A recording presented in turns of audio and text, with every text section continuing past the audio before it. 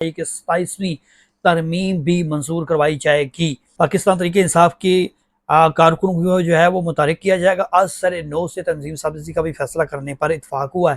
बुशरा बीबी जो है वो डील के जरिए नहीं आई, बल्कि वो अपनी केसेस में मेरिट पर रिहा हुई हैं और उसके बाद अब वो पेशावर वजीर आला हाउस जो है वहाँ पर मौजूद हैं। मौलाना फजल रहमान जो है वो हुकूमत को भी धमकियाँ दे रहे हैं, 27वीं आइनी तरमीम अगर लाई गई तो फिर सब कुछ खराब होगा।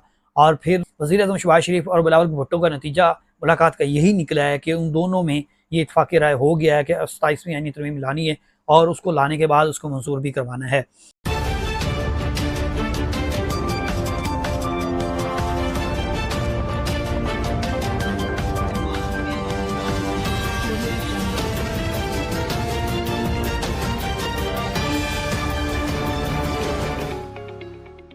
ताज़ा तरीन और अहम खबरों के साथ मैं हूँ सुहेल अब्बास बलोच। और आज की अहम खबरों में सबसे बड़ी खबर यह है कि पाकिस्तान तहरीक इंसाफ ने फिर से जलसे करने का फैसला कर लिया है। सियासी कमेटी जो पाकिस्तान तहरीक इंसाफ की है उनकी जानिब से हिकमत अमली तब्दील की गई है और सियासी तौर पर जो है वो हुकूमत मुखालिफ तारीख तेज़ करने के लिए सियासी जलसे करने का फैसला किया गया। मौलाना फजल रहमान और पाकिस्तान तहरीक इंसाफ की दूरियाँ जो हैं वो कम होने लगी हैं, क्योंकि आइनी तरमीम की मंजूरी के बाद कुछ गिले शिकवे किए जा रहे थे, लेकिन अब लग ये रहा है कि आइनी तरमीम के बाद पाकिस्तान तहरीक इंसाफ फिर जो है वो एक होने लगी है। जबकि वज़ीर आज़म शहबाज शरीफ और बिलावल भुट्टो जरदारी से आज अहम मुलाकात हुई है। उस मुलाकात में एक और ख़बर जो है वो सामने आ गई है और वो ये आई कि 27वीं तरमीम भी मंजूर करवाई जाएगी। ये खबर है। और चीफ जस्टिस ऑफ पाकिस्तान यही अफरीदी जो है वो बाकायदा तौर पर अपनी कल से जो है वो 28 अक्टूबर से आप केसेस की समाअत का आगाज़ करेंगे और फुल बेंच की मीटिंग भी लेंगे। ये आज की अहम और बड़ी खबरें हैं। इनमें जो एक और बड़ी खबर है वो ये है कि इमरान खान के जो सहूलियात जेल में दी जा रही हैं उस हवाले से दरख्वास्त दायर की गई थी, उसमें लीगल टीम के दरमियान जो है वो इख्तलाफात की जंग छिड़ गई है। इन खबरों पर बात करेंगे, लेकिन अभी तक अपने चैनल को सब्सक्राइब नहीं किया, चैनल को सब्सक्राइब करें, वीडियो को शेयर करें, बेल आइकन का बटन प्रेस करें। और इसके साथ साथ 1 मिलियन का टारगेट हमने पूरा करना था और अब आपके ताउन से पूरा होगा। पाकिस्तान तहरीक इंसाफ की जानिब से जलसों का ऐलान किया गया है। अब फिर पाकिस्तान तहरीक इंसाफ जो है वो एहतजाज की बजाय जलसे करेगी, लेकिन ये जलसे सियासी कमेटी जो है उनकी जानिब से मंजूरी दी गई है। हो सकता है इमरान खान से मुलाकात में ये भी हिकमत अमली तब्दील हो जाए, लेकिन अब तक की जो खबर है उस पर मैं बात कर रहा हूँ आपके साथ कि पाकिस्तान तहरीक इंसाफ जो है वो 8 नवंबर को पहला जलसा जो है वो करेगी क्वेटा में। फिर ये इसी तरह से जो है वो पेशावर में जलसों का आगाज़ होगा, फिर पूरे पाकिस्तान में जलसे करेंगे। ये मुख्तलिफ हिकमत अमली है जो पाकिस्तान तहरीक इंसाफ की जो तश्कील दी गई जलसों का बाकायदा तौर पर प्लान जारी किया गया है। पाकिस्तान तहरीक इंसाफ की कारकुन को जो है वो मुतारिक किया जाएगा। आज सर 9 से तंजीम साजी का भी फैसला करने पर इतफाक़ हुआ है। आज सर 9 तंजीम साजी क्या होगी उस पर भी जो है वो इतफाक़ किया गया। जबकि दूसरी बड़ी खबर जो है इसमें यह है कि पाकिस्तान तहरीक इंसाफ जल्द जो है वो मज़ीद लाहौर में भी जलसे का ऐलान कर सकती है, ये भी ज़राए बता रहे हैं। और बुशरा बीबी जो हैं उनके हवाले से जो डील की बात की जा रही थी उसमें कुछ ज़राए ने यह बताया कि बुशरा बीबी जो हैं वो इमरान खान की अहलिया डील के ज़रिए नहीं आई बल्कि मेरिट पर बाहर आई हैं। ये खबरें जो हैं वो मुख्तलिफ खबरें हैं जी, कभी कोई खबर आ जाती है, लेकिन अब की खबर ये आई है कि बुशरा बीबी जो हैं वो डील के ज़रिए नहीं आई बल्कि वो अपनी केसेस में मेरिट पर रिहा हुई हैं और उसके बाद अब वो पेशावर वज़ीर आला हाउस जो हैं वहाँ पर मौजूद हैं। और वहाँ पर कुछ मीटिंग्स का भी हवाले से दिया गया था कि सियासी जो मीटिंग्स हैं वो लेंगी और इसके साथ साथ मज़ीद बुशरा बीबी जो हैं वो कुछ ऐलान कर सकती हैं। बहरहाल ये खबर ज़रूर है कि पाकिस्तान तहरीक इंसाफ ने जलसों का बाकायदा तौर पर बाज़ाब्ता तौर पर फैसला कर लिया है। सियासी कमेटी जो है वो अब कोशिश कर रही है कि इस पर किसी न किसी तरह से जो है वो अब प्रेशर डाला जाए हुकूमत पर। इसके साथ ही मौलाना फजल रहमान पाकिस्तान तहरीक इंसाफ की जो दूरियाँ हैं वो दूरियाँ इसलिए बड़ी थी कि आइनी तरमीम में उन्होंने वोट दिया। उस वक़्त ये मीटिंग में तय हुआ कि मौलाना जो है उसकी मर्ज़ी है, वो वोट दे रहे हैं लेकिन हम वोट नहीं देंगे, हम बाइकाट करेंगे। और यही अफरीदी जो हैं उसके नतीजे में चीफ जस्टिस ऑफ पाकिस्तान जो है वो मुंतखब हुए।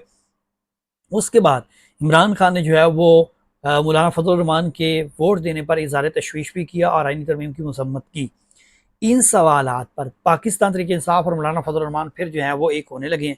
असद कैसर जो है वो ऑलरेडी तनकीद कर चुके हैं मौलाना फजल रहमान पर, लेकिन मौलाना फजल रहमान जो है वो हुकूमत को भी धमकियाँ दे रहे हैं, 27वीं आइनी तरमीम अगर लाई गई तो फिर सब कुछ ख़राब होगा।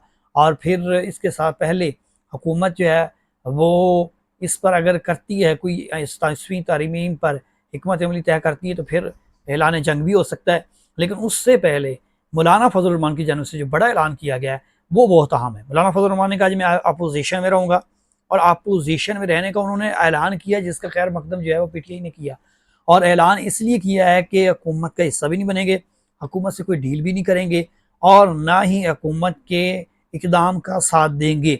मौलाना फजल रहमान ये ऐलान कर रहे हैं, साथ में ये धमकी दे रहे हैं कि अगर आईनी तरमीम लाई गई तो फिर जो है वो ऐलान जंग होगा।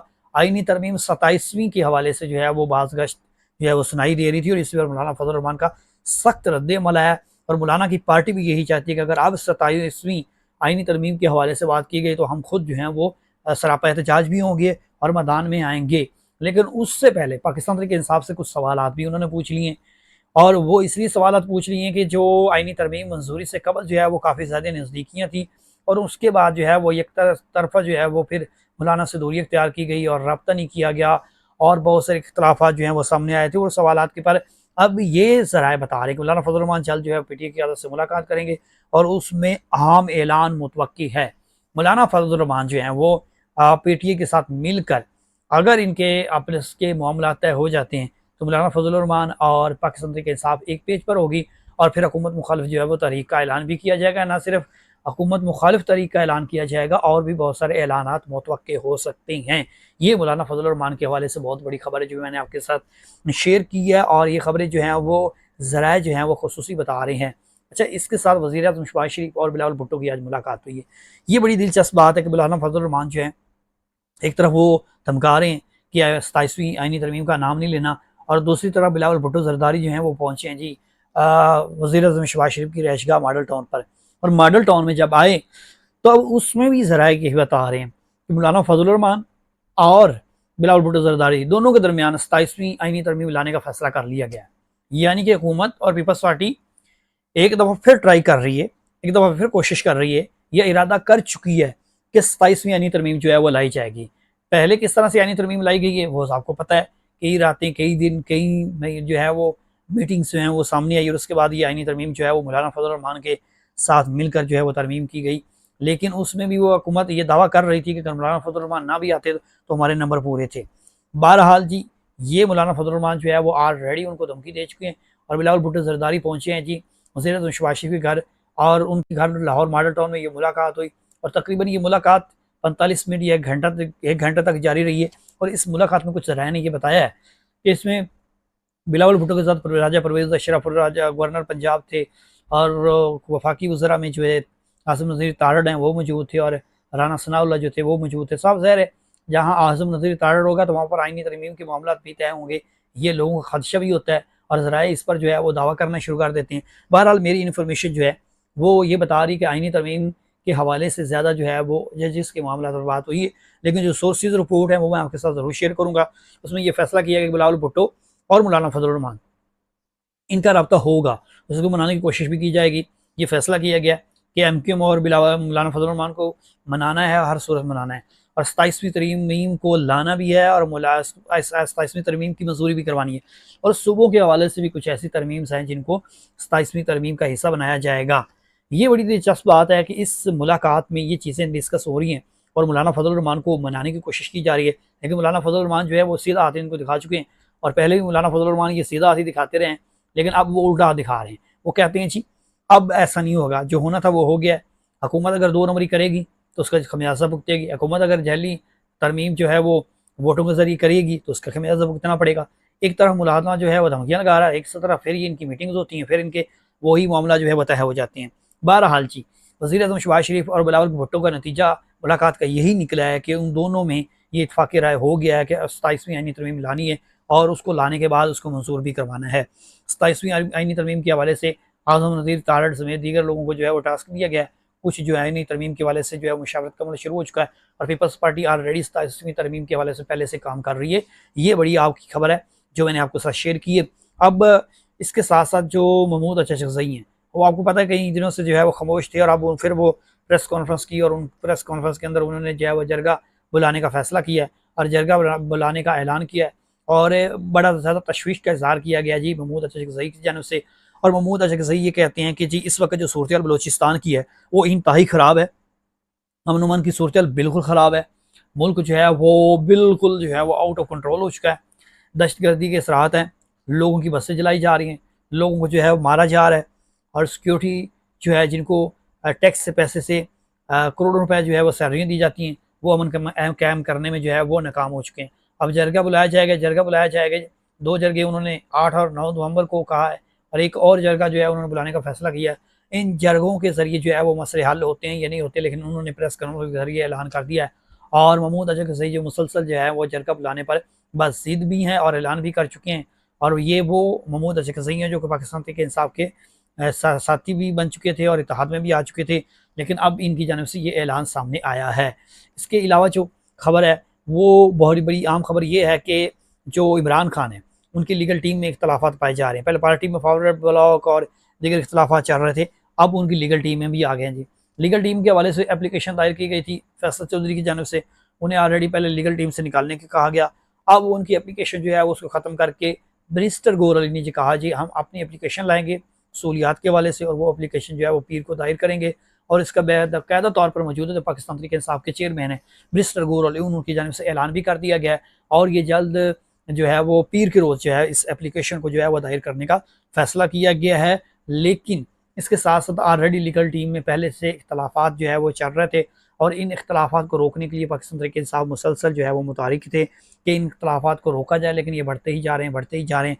इमरान खान इस वक्त जेल में, जितनी देर तक इमरान खान जेल से बाहर नहीं आते पाकिस्तान तहरीक इंसाफ के लिए बहुत सारी मुश्किलात इस तरह से पड़ती रहेंगी। जो मौजूदा क़यादत है उस पर ऑलरेडी जो शेर अफजल मरवत हैं वो भी शिकवा करते हुए नजर आ रहे हैं। वो कहते हैं जी इनकी नाकिस हिकमत अमली है, इनकी नाकिस प्लानिंग है, जिसकी वजह से ना तो कोई एहतजाज कामयाब हो रहा है ना कोई जलसा कामयाब हो रहा है। ये कह रहे हैं जी शेर अफजल मरवत, जो कि पाकिस्तान तहरीक इंसाफ के करीबी हैं और इमरान खान से मुलाकात कर चुके हैं, और इस पर जो है वो ऑलरेडी पार्टी के कुछ लोग जो हैं वो तहफ़्फ़ुज़ात का भी इज़हार कर चुके हैं। लेकिन अब फिर शेर अफजल मरवत की जानब से ये ऐलान किया गया है, बयान दिया गया है, और उस बयान में ये कहा गया कि पाकिस्तान तहरीक इंसाफ जो है उनके दरमियान जो है वो कोई हिकमत अमली अच्छी नहीं होती, ना किसी हिकमत अमली की वजह से जो है वो सारे मामला ख़राब हो रहे हैं, और जलसे जो है वो कामयाब नहीं हो रहे, एहतजाज कामयाब नहीं हो रहे।